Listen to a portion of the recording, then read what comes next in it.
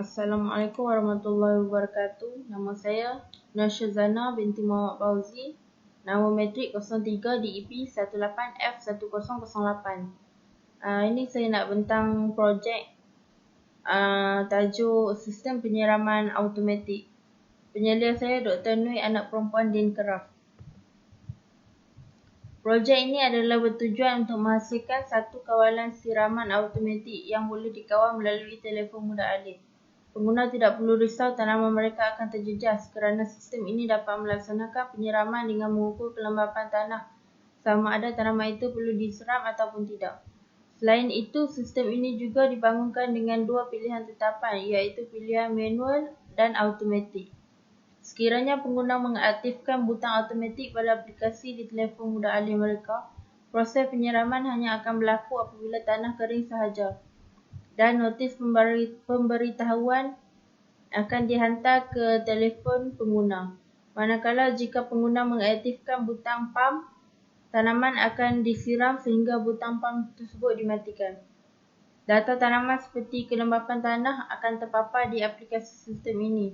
Dengan adanya sistem ini, kelembapan tanah yang sesuai untuk tanaman dapat dikekalkan dan tanaman terjamin tidak akan layu disebabkan kekurangan air. Ni model projek. Ni tangki simpanan air, ni bekas simpan lita, ada komponen. Lepas tu ni getah sedut ayak, pergi ke pam, ayak keluar mai ke tanah. Ni sensor kelembapan.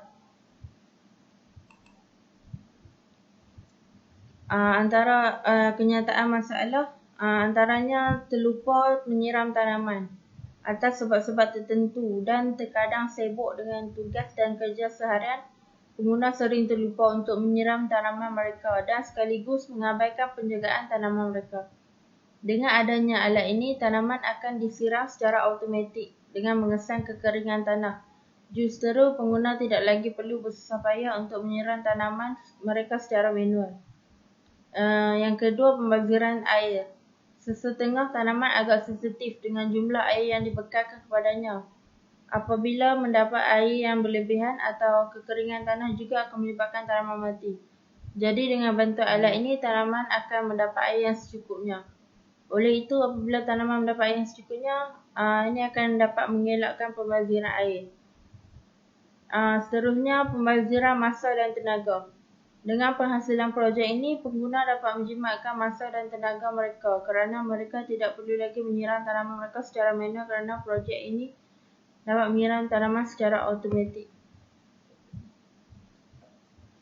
Objektif yang pertama, membina satu sistem penyiraman pokok secara automatik untuk memudahkan proses penyiraman tanaman dan juga menjimatkan kos. Yang kedua, memastikan tanaman dapat hidup subur dengan mendapat bekalan air yang secukupnya. Dan yang ketiga, mengelak berlakunya pembaziran air kerana tanaman hanya akan disiram apabila kelembapan tanah berada pada tahap yang rendah sahaja. Skop kajian, komponen utama yang digunakan untuk buat lita projek ni Node MCU ESP8266. Node MCU ni untuk menghantar coding dan untuk menyimpan coding dan menghantar isyarat mengawal pam. Yang kedua, sensor kelembapan tanah, mengesan kelembapan tanah, relay untuk mengawal on-off pam, T-block dan pam. Projek ini dicipta bagi memudahkan para pengguna dalam melakukan proses penyiraman. Gambar rajah blok. Untuk telefon, ni apps di telefon, butang hidupkan pam dan butang auto manual adalah input, tahap kelembapan tanah adalah output. Jadi pula sensor kelembapan tanah ada input, Node MCU, speaker relay dan pam adalah output. Relay untuk mengawal on off pam, pam untuk siram pokok. Ini lita skematik.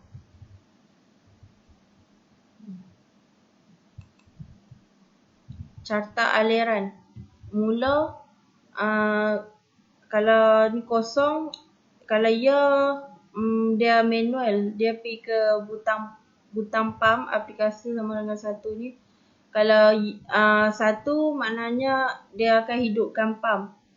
Kalau tidak, pump akan tutup, pergi balik. Dan kalau dia bukan kosong, maknanya dia auto.